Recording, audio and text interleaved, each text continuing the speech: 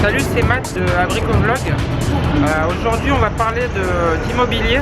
Je vous avais dit que je vous réservais une vidéo assez sympa pour le vlog 22 ou 23. Donc ici, c'est le vlog 22, mais j'ai pas pu y aller aujourd'hui parce qu'on est vendredi soir.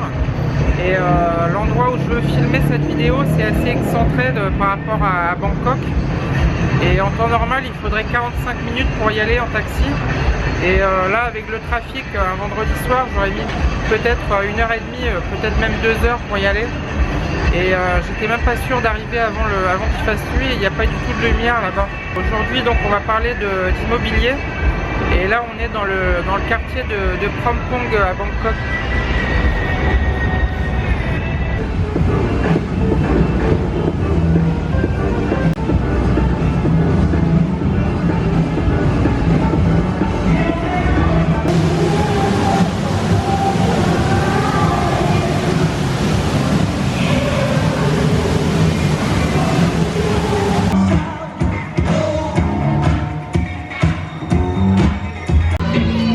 Je vais monter en haut pour vous parler, il y aura moins de bruit.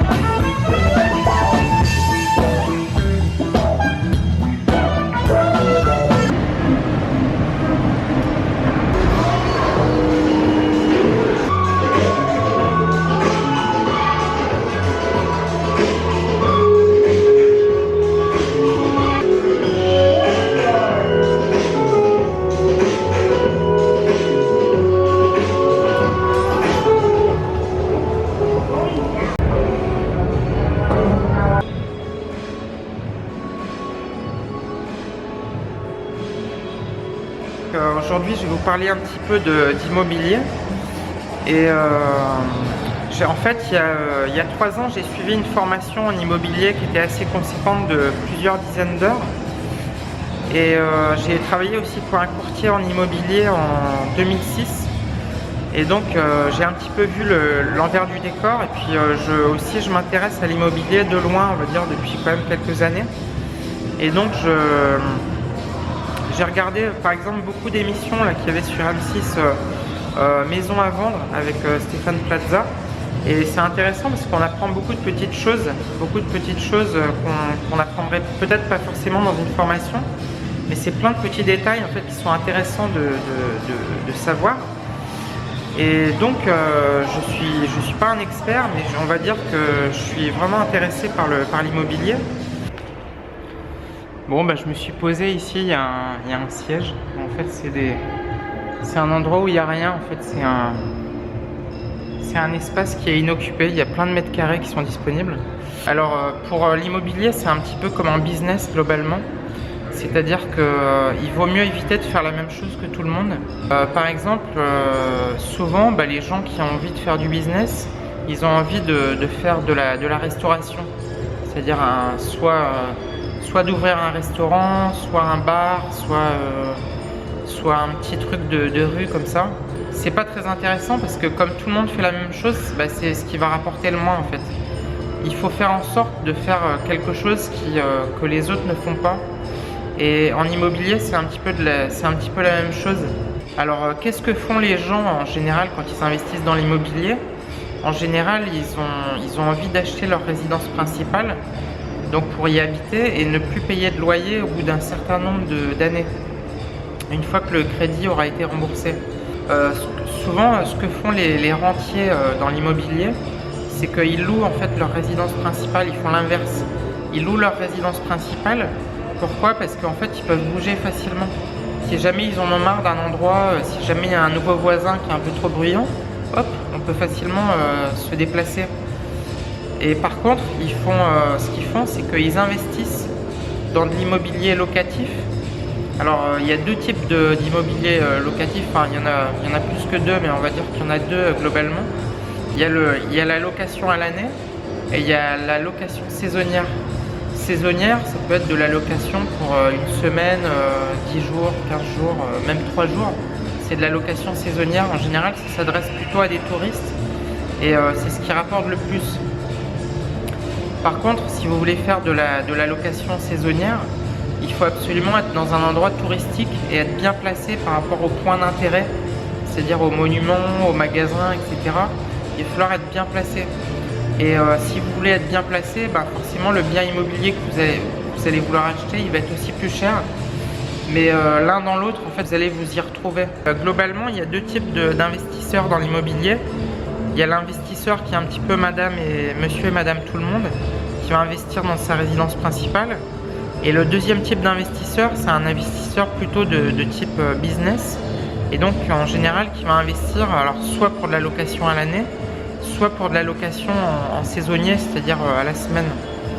Et à la semaine, ça rapporte beaucoup plus que louer à l'année, puisque vous louez à des touristes. Et donc, ils ont plus de budget, on va dire. Alors, ce qui se passe, c'est que c'est un petit peu moins cher que d'aller à l'hôtel. Donc, pour des touristes, c'est intéressant, parce que ça va leur coûter un peu moins cher. Et aussi, il n'y a pas certaines contraintes qu'on peut trouver dans les hôtels. Par exemple, il y a beaucoup d'hôtels qui sont non-fumeurs. Bon, après, ça dépend des pays, mais il y a certains pays, il y a quand même beaucoup de pays à l'heure actuelle où les chambres sont non-fumeurs. Donc, si vous voulez une chambre fumeur, par exemple, vous pouvez vous diriger vers du Airbnb ou du Booking.com. Donc, ça va être de la location courte durée, 3 jours, 6 jours, 10 jours. Vous aurez aussi en général une cuisine dans l'appartement, alors que dans une chambre d'hôtel, à moins d'avoir une suite, en général, il n'y a pas de cuisine. Donc si vous voulez vous faire à manger, faire quelque chose, effectivement c'est mieux d'être dans un petit appartement. Imaginez sur une grande ville, je sais pas, ça peut être Paris, ça peut être Londres, ça peut être Bangkok. Imaginez le nombre de millions et de millions de mètres carrés qui sont disponibles. Pourquoi est-ce que vous ne pourriez pas avoir une toute petite fraction en fait, de ces mètres carrés? Si vous investissez, vous allez avoir une toute petite fraction.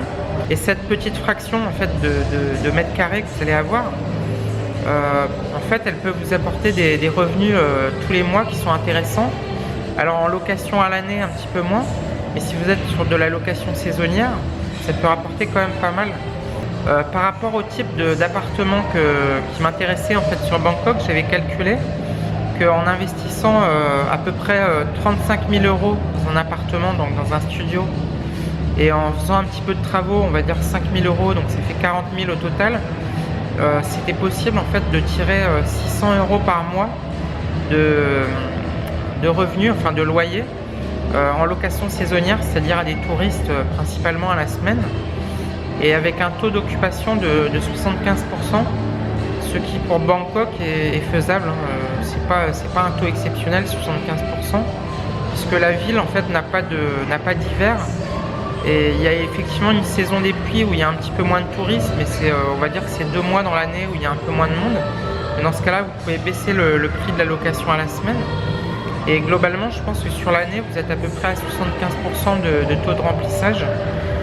Et donc avec un seul appartement, on va dire à 40 000 € tout compris, vous pouvez en tirer à peu près 600 € par mois de loyer, en prenant en compte le taux de remplissage à 75%. C'est-à-dire que si jamais vous montez un peu plus à 90%, vous allez gagner encore plus. Et 75%, c'est un taux qui est quand même, pour une ville comme Bangkok, je pense que c'est un taux qui est moyen. Maintenant, si vous êtes dans une ville, peut-être en France, une ville qui n'est pas très touristique, je sais pas, on pourrait prendre une ville comme peut-être Besançon par exemple, le taux de remplissage il va peut-être être de, on va dire 50, peut-être 55% avec un peu de chance. Il vaut mieux investir un petit peu plus dans une grande ville comme Paris, Londres ou Bangkok. Effectivement, ça va coûter peut-être un petit peu plus cher à l'achat, mais vous allez avoir un meilleur taux de remplissage. Et l'appartement, en fait, il va être remboursé beaucoup plus rapidement. Il y a un truc aussi que je voulais vous dire, c'est que quand on investit dans l'immobilier, la bonne affaire, elle se fait à l'achat, elle se fait pas à la revente. Si vous achetez disons un appartement à un prix moyen et vous vous dites, de toute façon, c'est pas grave parce que ça va augmenter et donc après, je vais le revendre plus cher, c'est pas comme ça qu'il faut raisonner. Il faut d'abord acheter un appartement le moins cher possible, c'est-à-dire un appartement où il y a beaucoup de travaux limite une ruine. Il faut vraiment choisir quelque chose qui a vraiment aucune gueule du tout. Et vous allez faire des gros travaux dedans, vous allez le rénover. Et c'est ça qui va vraiment donner de la valeur à votre bien, à votre appartement. Et c'est vraiment là que vous allez gagner de l'argent, c'est à l'achat. Et après la revente, ne comptez pas trop là-dessus. Mais si jamais ça a beaucoup monté, bah, tant mieux pour vous. Mais la bonne affaire, elle se fait réellement à l'achat. Si vous avez vraiment l'intention d'investir dans de l'immobilier, je vous conseille de suivre des formations qui vont être vraiment adaptées. Alors soit en location à l'année, soit en location saisonnière. Et de suivre des formations qui vont vraiment vous apprendre en fait vraiment un paquet de détails de tout ce qu'il faut savoir en fait sur l'immobilier. Bon bah voilà, j'ai fait une petite introduction sur l'immobilier, j'aurai l'occasion d'en reparler. Et bah, si jamais vous voulez vraiment vous former, je vous conseille d'aller voir des experts de l'immobilier comme Olivier Seban ou Cédric Anissette ou enfin même il y en a beaucoup d'autres.